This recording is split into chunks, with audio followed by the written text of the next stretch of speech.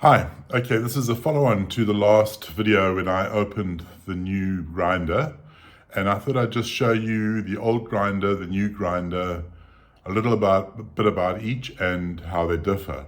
So first of all, let's have a look at each grinder. This is the old grinder. As you can see, it's got a fairly large hopper. This is the hopper up here. It has a catch box, which is fairly large and useful. And on the side, you can switch it between on and off. It rotates on, off, on, off. So easy to use. There is an adjustment. So you can see here, if you turn the top catch box, there's a little mark and it indicates how fine the grinding is. And that seems to all work quite well. So I didn't really have any complaints about that, but I'll give you more later. And then this is the TimeMore grinder, the new grinder for me. So a couple of items. It's first of all, it's a much smaller catch box, if you want to call it that, but it is magnetically connected, so you can see how it flips back into place. It also has an adjustment here where you can turn this whole catch whatever you call it, to set different granularities and space inside for the beans. The switch on and off is on the side. It's a very simple press for on, press for off switch. But along with this grinder, it comes standard with a brush, which is quite useful, and an air blower, which you can use to blow the fine grinds out.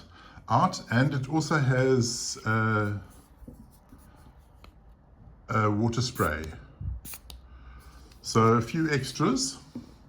And then when you finish grinding, there's a ring here that you can turn, which actually just jolts it and forces all the fines left over in the grinding into the catch box.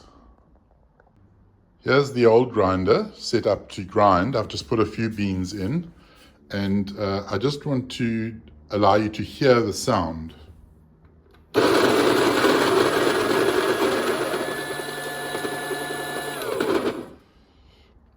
So you can hear the initial sound of it grinding and then the sound of it freewheeling when the grind's finished.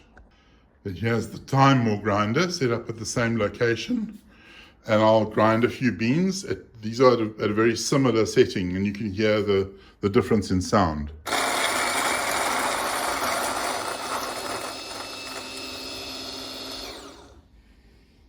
Finally, I want to have a look at the grinds that the two machines produce. And although they aren't perfectly set, one can clearly see on the old machine that the particle sizes are reasonably inconsistent. There's some very small ones and some very big ones. Quite a lot of variation. Whereas if you have a look at the new one, the TimeMore, it's quite clear that the particles are much more consistent in size. Although there is still some variation, it's nowhere near as much as is the case with the old one. So I guess in the end then the question is, so what? And I know for me there are two major improvements with the TimeMore, and perhaps one a bit minor. So the minor one first, it's a smaller, neater looking machine. I prefer the on-off switch, so ergonomically I prefer it. But perhaps the bigger improvements, the major items are, first of all, it's much quieter. And for me, that's convenient because I live in a fairly small apartment. So I'd prefer not to have a lot of noise going on when I make coffee and, for example, my wife is asleep.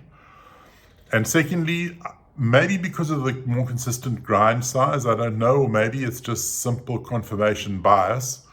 But for me, I enjoy the flavor with the TimeMore more than I do with the old one.